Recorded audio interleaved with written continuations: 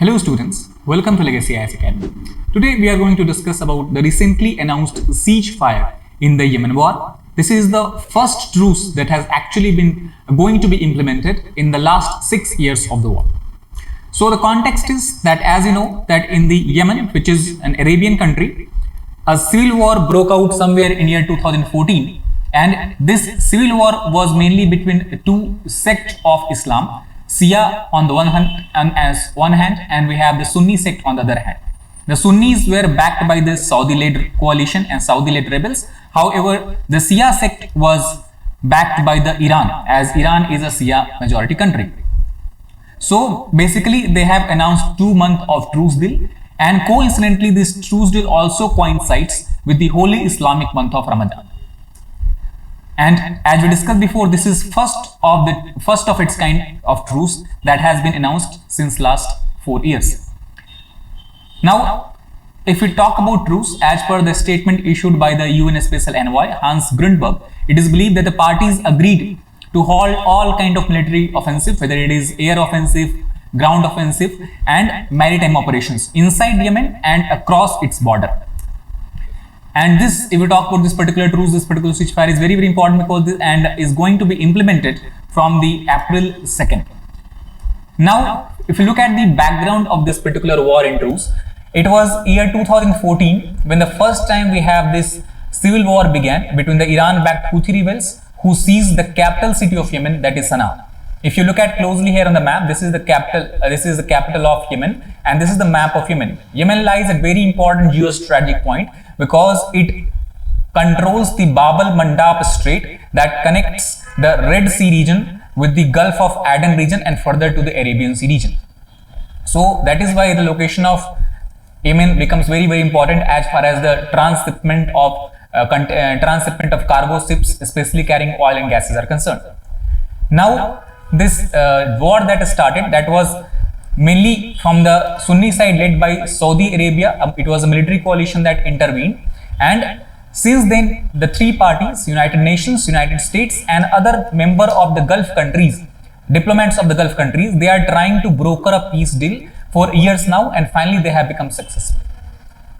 Now obviously question comes that the Shia rebels that is fighting in the Yemen are the one that belong to the Houthi sect. So what is Houthis, or who are the Houthis? So Houthis are basically a very large clan that belong to the Jaidi Shia sect, and in terms of population their share is almost 35% of the total population of Yemen.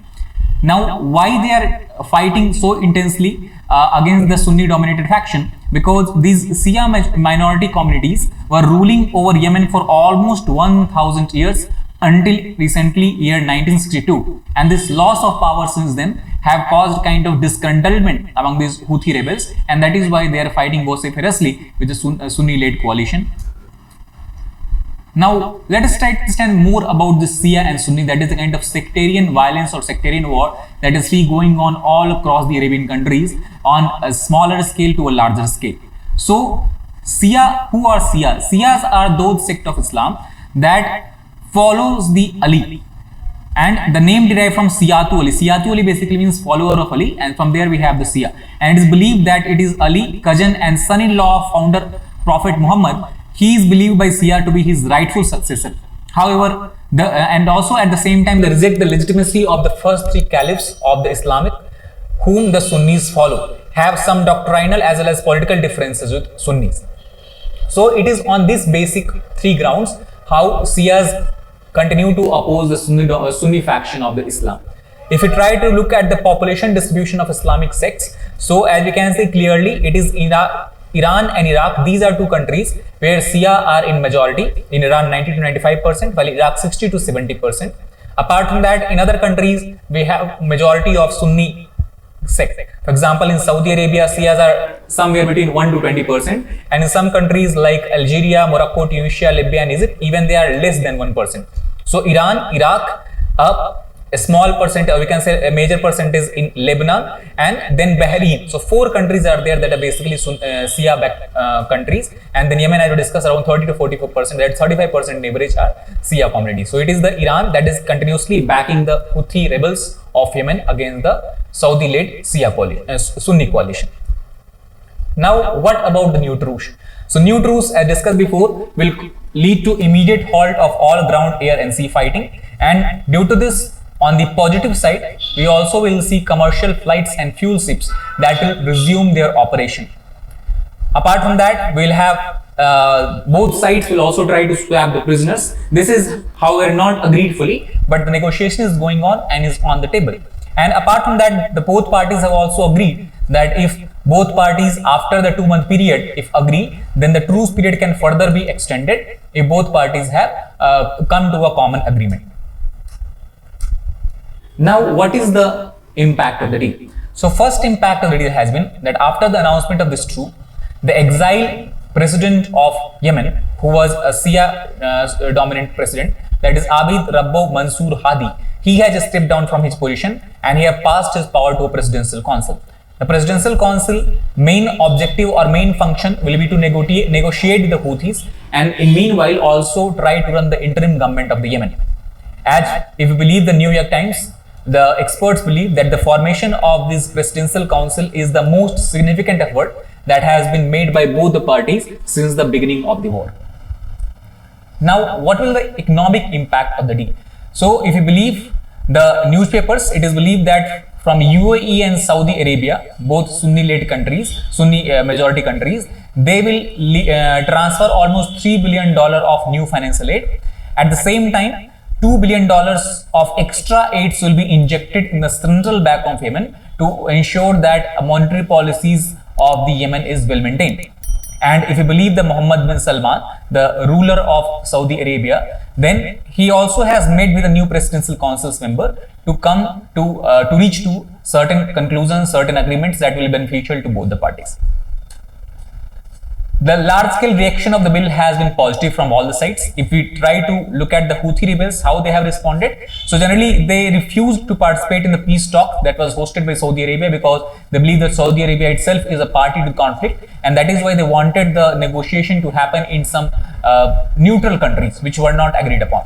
However, after the announcement of truce, they have welcomed the truce by posting on the Twitter.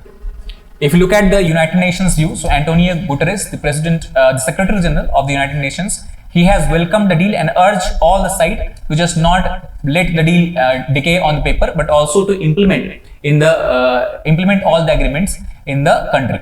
And at the same time, he also have encouraged all the parties that the momentum that has begun by the signing of this truce and the signing of this deal need to be carried forward so that a larger peace can ensue in the coming times.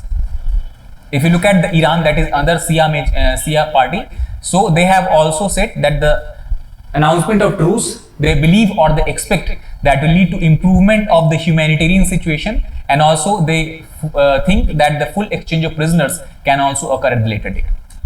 Now, what about India? So, India's stance on the truce has been notified by the Arindam Bagchi, who is the MEA spokesperson as of now, and he has said that we welcome the announcement of the 2-month ceasefire in the Yemen conflict from April 2nd at the initiative of UNSG's Special Envoy Hans Grundberg. The importance of peace in Yemen is also very important from India because India has historical and friendly ties with Yemen, and that is why they hope for peace, security and prosperity for the people of country as well as the whole region. Not only from humanitarian perspective, but also to ensuring the security in the major sea lines of communication passing from the maritime boundaries of Yemen. It is in the best interest of India as well to ensure that the peace prevail in the given region. So that is all about this particular truce agreement, this truce signed between Yemen and Yemen's Houthi rebels and the Saudi-led Sunni coalition. That is all for today. Thank you very much.